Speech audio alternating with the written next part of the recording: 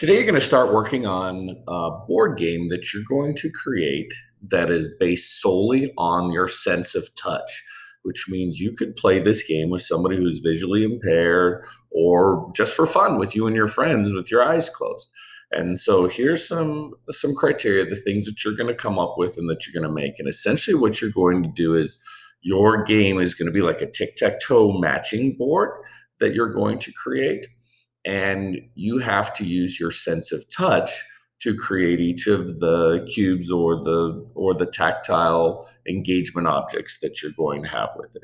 So here's what you've got to do. Your game has to be based on the sense of touch, which means you have to be able to play this game if you have a vision impairment or if you are just making sure that your eyes are closed when you're playing it. The game has to be something that encourages some sort of social interaction. So it has to be a two-player game. And you got to create an audio file, which we're going to work on in class, that'll give you the instructions. So if you are playing with somebody that's visually impaired, they can listen to the instructions of how to play your game. Today, you're going to create a Jamboard that you're going to share with me. That's going to be your design ideas for your game board. And so we're going to show you guys what that's going to look like. And so your link in your assignment is to Jamboard. So when you click on that link in your assignment, this is what you guys are going to ultimately be creating.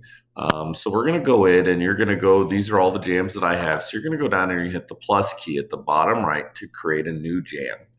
And when you create this new jam, the very first thing you're going to do is you're going to rename this. So your jam is going to be your first name. We're going to call this Tactile Game. Okay, so this is going to be your first name, Tactile Game. Now, if you want to, you can either share it with me right away, or you can share it with me when you're done with it, but you ultimately need to share your design idea with me.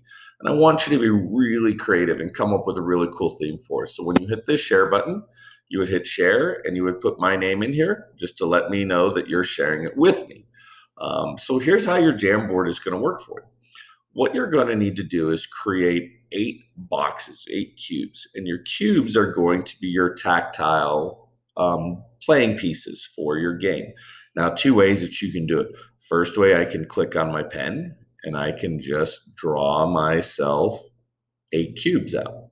Okay, now, or I can go down here to the shape tab where it says the circle. I click the button here, and this is going to open up my shapes. I can hit my square. I can drag my square out so I get a nice perfect square, which makes it look nice. Then what I can do is I can hit the duplicate button and I can duplicate this. So ultimately you're going to have 8 cubes, 8 squares. And what you are doing is you're just going to give me what is your Jamboard, what are your designs going to be for your Jamboard.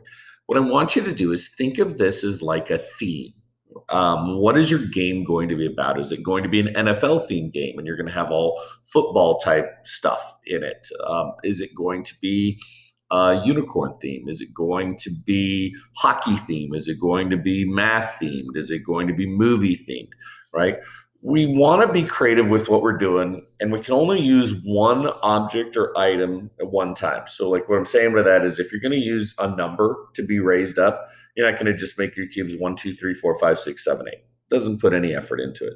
You got to come up with your own unique creative designs for your tactile engagement, right? So maybe mine is going to go with the unicorn theme. So now what you're going to have is I'm only going to make you give me 1/2 of the cube because we're going to make a duplicate of it. Because what's going to happen is your game player is going to be able to touch or feel and recognize the raised or lowered surfaces for your cube.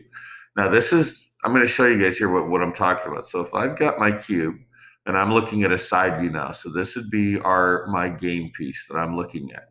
And if I'm going to feel for my game piece, what I would be feeling for would be the raised notches or the raised parts would give me the tactile feel. So a cube that has 2 raised pieces is going to feel very different than a cube that has a single raised piece, right? So that's going to be how you would tell that this cube is different than this cube by feeling these protruding pieces here.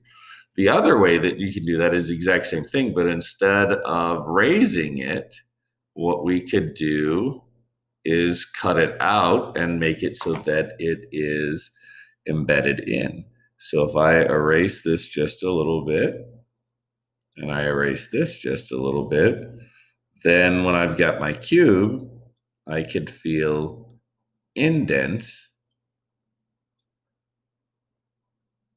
right? So this cube with the two raised pieces feels very different than this cube with the two indents, or this cube that has the single raised piece on it. So that's how you're going to set up what your cube is going to look like. Now, this you're not going to have on your board. You're going to have these, and you're going to have 8 squares. But in your square, you're going to put what is it going to be and what's it going to look like. So maybe mine is going to be unicorn themed. So for my first one, I'm going to draw a unicorn horn. So this is going to be a unicorn horn that I'm going to put, and I'm going to put some lines going through it. So this is going to be a raised unicorn. And then what I would do is I'd put a text box. I'm going to put a text box right here to let Mr. Agner know that this is going to be raised. So that's going to let me know that this is going to be a raised piece. So this is going to be, the unicorn horn is going to be protruding. Then on this other one, maybe what I'm going to do is, mine's all about happiness and rainbows and stuff like that. So this one is going to be, unicorns typically have rainbows associated with them. So I'm going to make this one be a rainbow. So let's get into my drawing here. And I'm going to put my rainbow in here. There's my rainbow. And this one is going to be recessed. So I'm going to put my text box in here.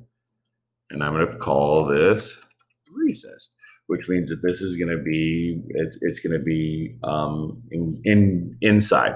Actually, we'll change this. We'll use the technical term of what we're going to use. We'll call this engraved, because this is going to be engraved into our model. So we're going to engrave. Okay, so you would do this for 8 to let me know which ones are raised, which ones are engraved, and what your shapes are going to be. You could make a game that's based entirely on emoji symbols, and you have your different emojis that you're going to put into it. Or you could make a state game, and each match, now what we would have is, when we go to make this, you're going to make 2 that have this unicorn horn, 2 that have this rainbow shape. And then as you're playing the game with your sense of touch, you're going to try to find the 2 that match. Depending on how you make this, could be a very difficult game, could be a very easy game. So you want to make sure that you've got defined edges so that you can tell like what you're working with here, so that you've got that. What you want to get away from, what we don't want, is where you have, let's do this. I've got my boxes, and I'm going to make a second box here. What we want to avoid is, we don't want to have, okay, so in this one is going to have a circle, and this is going to be raised up, and then this one is going to have a circle, but it's just a little bit smaller, right? That's too hard, right? So you can't have, well, they're 2 different shapes because this circle is a little bit smaller than this circle. You have to be 2 completely different shapes. So this we do not want to do. When you get done with your Jamboard, you're going to share your Jamboard with me.